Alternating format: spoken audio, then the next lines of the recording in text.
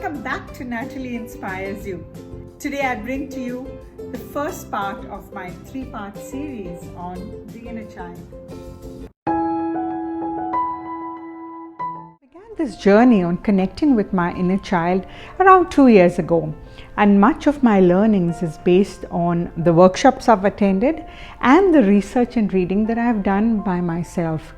And of course, much of what I will share with you today will be based on my own personal journey and my own personal experience.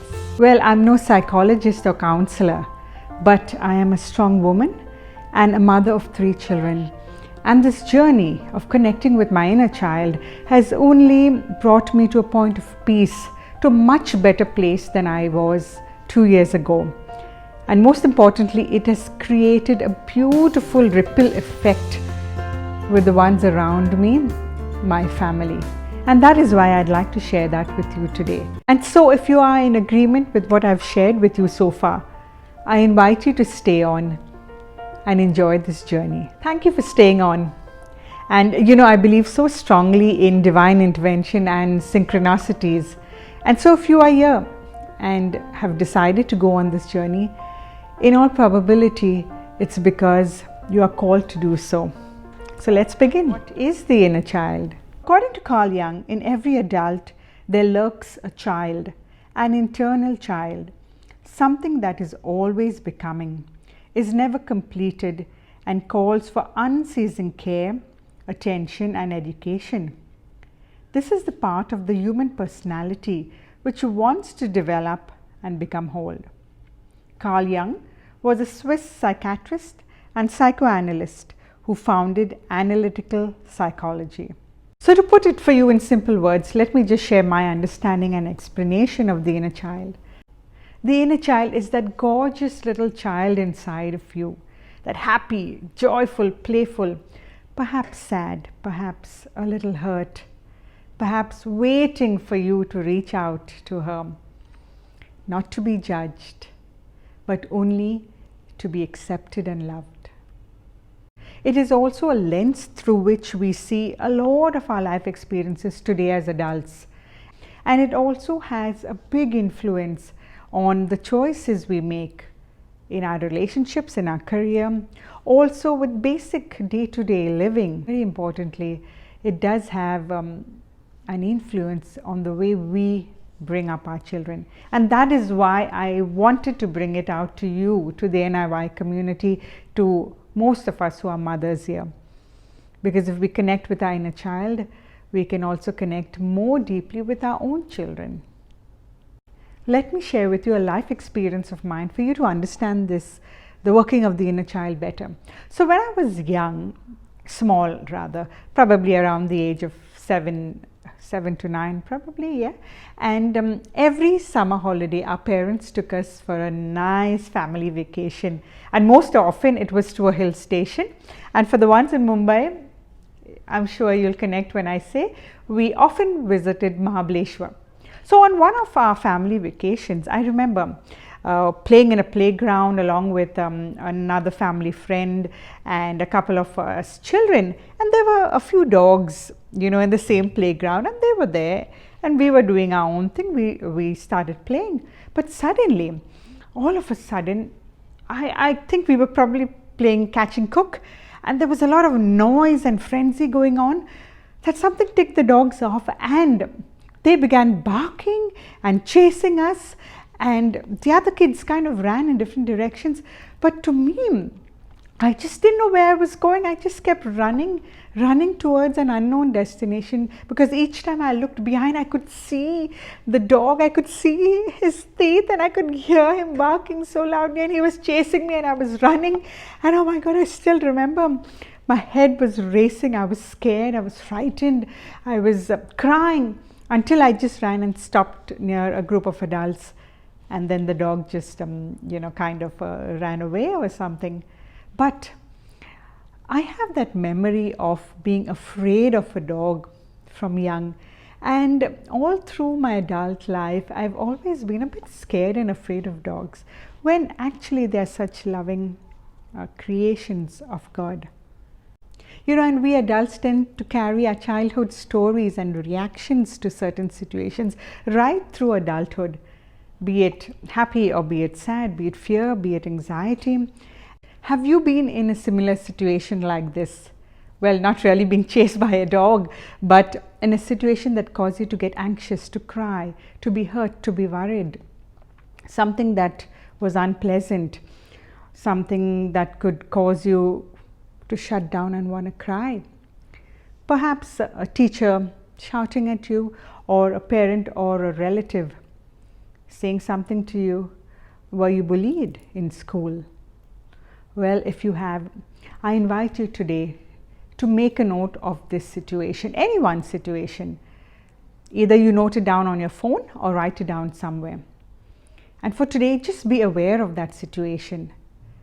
Bring that situation back to mind, the factors that surrounded that situation, and we will come back in part 2 and address this situation.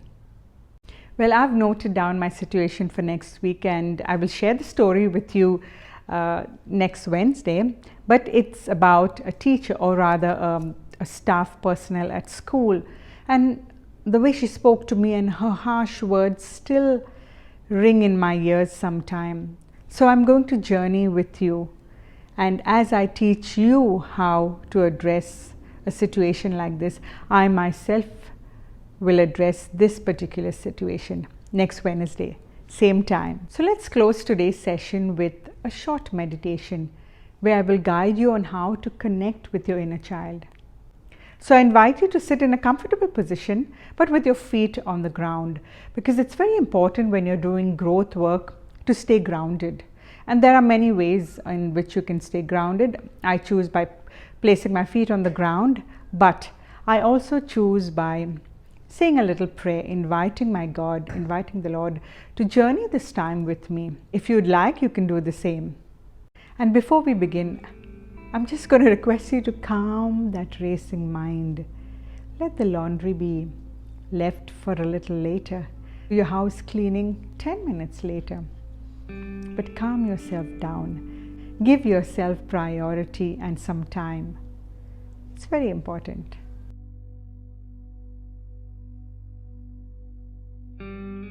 Find a comfortable place. Close your eyes. Relax your mind and body, and take 3 deep breaths.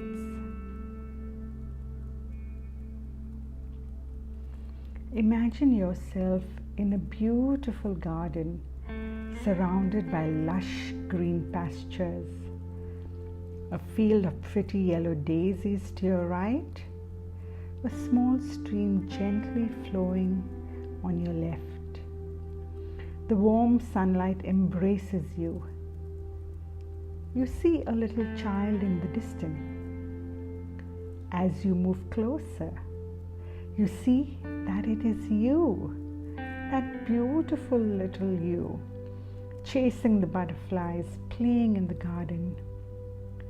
You even recognize the dress that she is wearing, the pretty bows that she has pinned on her hair.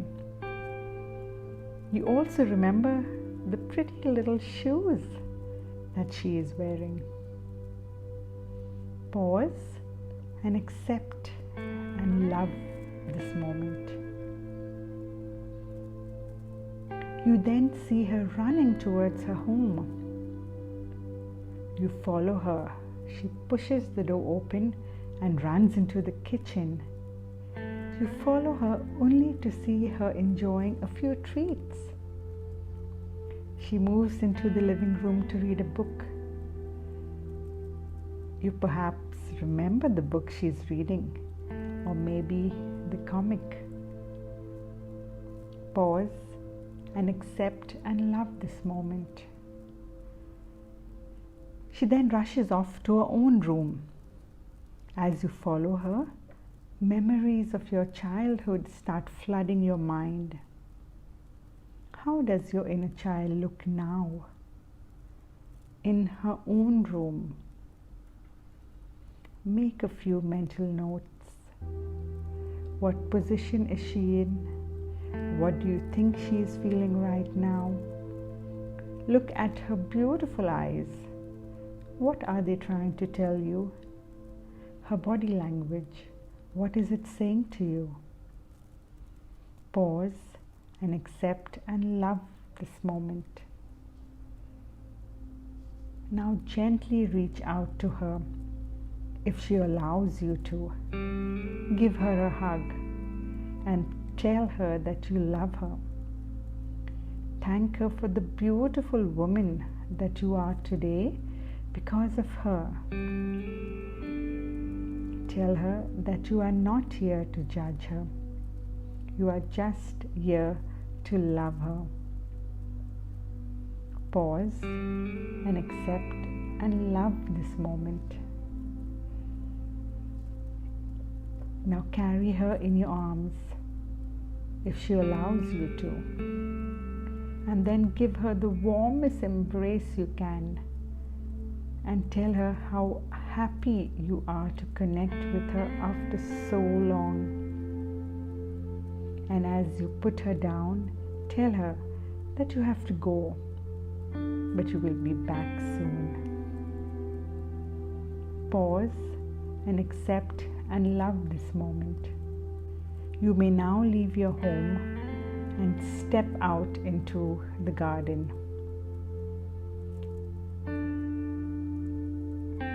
And when you are ready, gently open your eyes. Take 3 deep breaths and come back to part 1 of the Inner Child series. So welcome back, ladies. Do remember to journal your thoughts, your feelings, your emotions, what you saw, because journaling just helps you to see how you've grown over time. Connecting with your inner child is a continuous journey, a journey that requires patience and diligence, and it will be a different experience for everyone. It certainly isn't a magic potion though. So keep connecting with your inner child, and eventually you will reach a point of calm and healing. Allow me to share my own personal experience of the inner child. So when I just began this journey, and there were so many mixed emotions. There were some days that I was so happy, some days I was really sad, days I just didn't want to connect, and I questioned myself for having stepped onto this journey. I didn't know what I would see next. I didn't want to see what was next. But it's just over time that I've begun to love and accept my inner child for who and what she is, and for what and who she has made me today. We tend to always battle and reject anything that's new that comes our way. Have you ever been in a situation where you are faced with a lot of blocks and oppressions and challenges, only to realize later that that same situation has brought you so much of good? Well, the journey with your inner child is just like that. And you alone will only know when to start this journey, when to stop, when to pause. And as you embark on this journey of connecting with your inner child, I send you peace, and I will uphold you in my prayers. So let's stay connected, stay inspired.